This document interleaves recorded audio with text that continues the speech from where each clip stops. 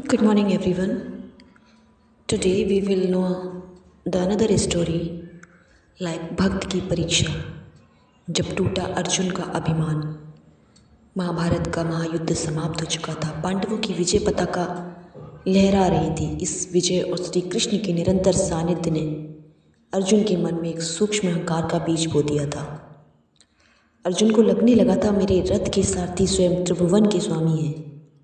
वे हर पल मेरी रक्षा करते हैं, मेरी हर बात मानते हैं। निश्चय ही मैं ही श्री कृष्ण का सर्वश्रेष्ठ और सबसे प्रिय भक्त हूँ। श्री कृष्ण तो अंतर्यामी है। वे अर्जुन के मन में पनप रहे इस अहंकार को भांप गए। वे जानते थे कि अहंकार भक्ति के मार्ग का सबसे बड़ा शत्रु है। अपने प्रिय सखा का कल्याण करने और उनका भ्रम तोड़ने के लिए लीलाधर ने एक विचित्र लीला रची। एक दिन भगवान श्री कृष्ण ने अर्जुन से कहा, पार्थ चलो आज भ्रमण के लिए चलते हैं। लेकिन इस बार रूप अलग था। दोनों ने साधुओं का वेश धारण किया। श्री कृष्ण ने अपनी माया से वन से एक खूंखार शेर को पकड़ा और उसे अपने साथ ले लिया।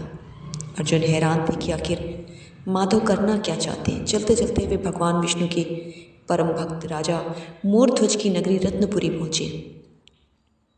राजा मोरध्वज अपनी दानवीरता, धर्म पालन, अतिथि सत्कार के लिए तीनों लोकों में प्रसिद्ध थे। उनके द्वार से कोई भी याचक कभी खाली हाथ नहीं जाता था। द्वारपालों ने जब राजा को सूचना दी कि दो तेजस्वी साधु एक सिंह के साथ द्वार पर पधारे हैं, तो राजा मोरध्वज नंगे पांव दौड़ते हुए आए। साधुओं के तेज को देखकर वे नतमस्तक हो गए और हाथ जोड़कर बोले, हे महात्माओं, मेरा अहोभाग्य जो आप मेरे द्वार पधारे। कृपया मेरा आतिथ्य स्वीकार करें और मुझे सेवा का अवसर दें।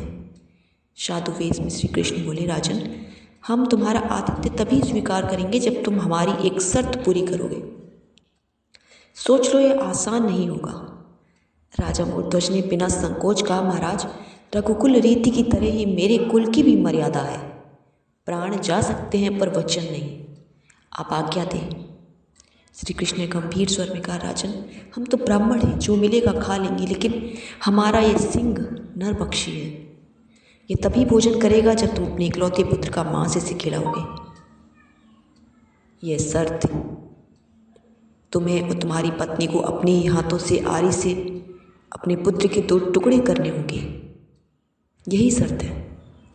यदि इस दौरान तुम्हारी आंखों से एक भी आंसू गिरा तो ये सिंह भोजन ग्रहण नहीं करेगा और हम चले जाएंगे। ये शर्त किसी वज्रपात से कम नहीं थी। एक पिता के लिए सबसे बड़ा धर्म संकट और क्या हो सकता है।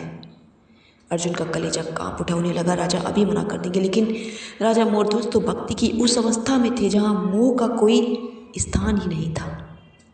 राजा ने विनम्रता से कहा, मुनिवर, मुझे शर्त स्वीकार है, बस एक बार अपनी अर्धांगिनी से अनुमति ले लूँ। राजा भारी मन से रनिवास पहुँचे। रानी ने जब राजा का उतरा हुआ चेहरा देखा तो कारण पूछा। राजा ने सारी बात बताई। एक पल के लिए सन्नाटा छा गया, लेकिन अगले ही पल रानी की आंखों में आंसू और मुख पर तेज था। वे बोली, स्वामी, ये नश्वर शरीर तो एक दिन नष्ट होना ही है। यदि हमारे पुत्र का बलिदान संतों की सेवा में काम आए तो इससे बड़ा सौभाग्य क्या होगा। आप उन महात्माओं को आदर सहित भीतर लाइए, मैं अपनी कोख धन्य करूँगी। राजा, रानी, उनका छोटा पुत्र रतन कंवर तीनों दरबार में उपस्थित हुए। बालक रतन अभी मात्र कुछ ही वर्षों का था, लेकिन संस्कारों में अपने माता पिता से कम न था। उसने हंसते हंसते बलिदान के लिए सहमति दे दी। भोजन की तैयारी शुरू हुई। एक तरफ 56 भोग रखे थे, दूसरी तरफ मृत्यु का सन्नाटा। राजा और रानी ने अपने ही हाथों आरी थामी। अर्जुन ये दृश्य देख नहीं पा रहे थे। उनका गला सूख रहा था, हृदय बैठा जा रहा था। उन्हें विश्वास नहीं हो रहा था कि कोई भक्ति में इतना कठोर भी हो सकता है। आरी चली। न राजा का हाथ कांपा, न रानी का। बालक के मुख पर हरि का नाम था। उसने उफ तक नहीं की।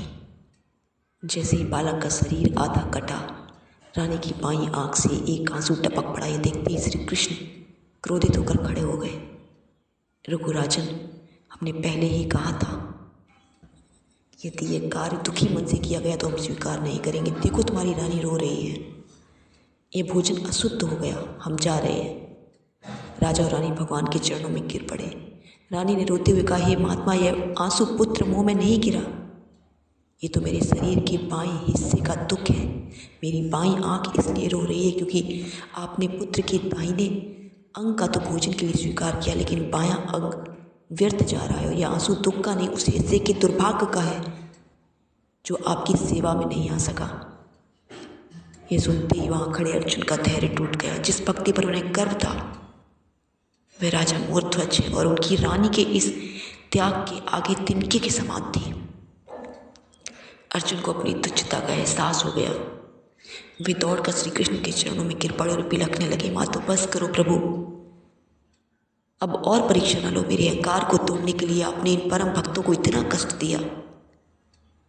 मैंने मान लिया कि सब इनसे बड़ा भक्त तीनों लोकों में कोई नहीं है। अब अपनी लीला समाप्त करो।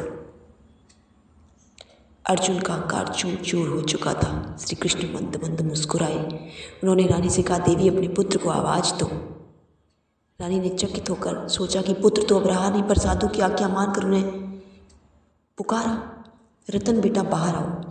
और तभी चमत्कार हुआ। वहीं रतन कंवर, जिसका शरीर कुछ क्षण पहले तक कटा हुआ था, वह दौड़ता हुआ, खेलता हुआ, हंसता हुआ अपनी माँ के गले लग गया। शेर और साधु का वेश ओझल हो गया और साक्षात शंख चक्र गदा पद्मधारी भगवान विष्णु के रूप में कृष्ण प्रकट हुए। राजा मोरध्वज, रानी रतन भगवान के चरणों में लौट गए। उनकी भक्ति सफल हो गई थी। भगवान ने उन्हें गले लगाया और कहा, मांगो राजन, आज तुम जो मांगोगे मैं दूंगा। राजा मोरध्वज और रानी ने हाथ जोड़कर कहा, प्रभु हमें मोक्ष या धन नहीं चाहिए, बस एक ही वरदान दीजिए कि भविष्य में आप अपने किसी भी भक्त की इतनी कठिन परीक्षा न लें। हर कोई इस कठोरता को सहन नहीं कर पाएगा।